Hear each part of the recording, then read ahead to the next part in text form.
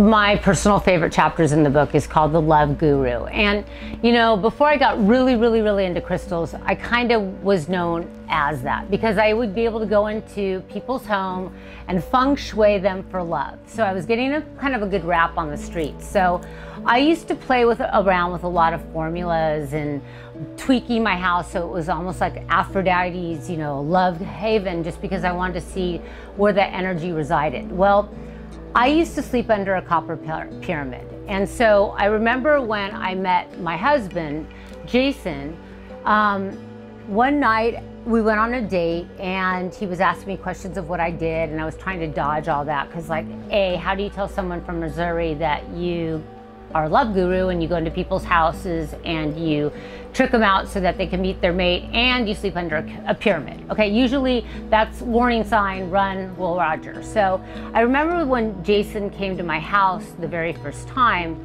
I knew it was either going to be a make it or break it. Once he saw my space, he was either going to be like, this girl's really cool, or a run for the hills. So he looked over and he said, what is that? And I said, well, it's a copper pyramid. The Egyptians, I'm trying to justify it, like the Egyptians used them. Look at the pyramids in Egypt. And he said, I understand that, but why do you have one in your living room? And I said, well, because it's where I sleep. You know, it's where I sleep. He said, well, why wouldn't you sleep in your bedroom? Well, the energy is better in my living room, and I want to maximize energy, and I like sleeping under the pyramid because I feel like it's going to preserve my youth, or I just want to tap into the energy field. And I kind of held my breath. I kind of looked at the door. I figured, you know, he was going to split at that time. And what he did was he said, how cool. Can I try? Can I sit underneath it? And I was like, all right, this is going in the right direction. So I love that because sometimes when we just are who we are and just put it out there, that's the best way to be, and that's how you attract the person who you're supposed to be with. So you would never know that a guy from Springfield, Missouri would be with a girl from California who slept under a pyramid. But what I learned about love is that, and I'm into formulas, is that if you do certain formulas to tweak your own personal heart, to get over your own fears, to break through as to what holds you back from really not only loving somebody else, but allowing love into your life, magic happens.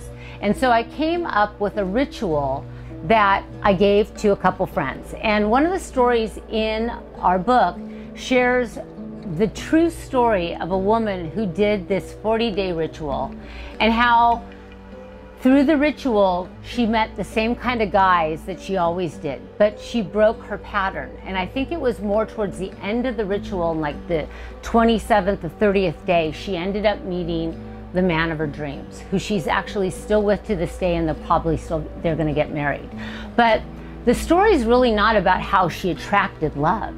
The story is really about how she broke the patterns that kept her not only from finding love, but knowing love as to who she was and loving herself so that she attracted it. So that's one of my favorite stories because it's a true love story. It's a love romance. And in the end, there was like a happy ending. And who doesn't love a happy ending? And it's a really true story. So one of my favorites, it's called Attract Love Ritual. And for all the single women out there, it works.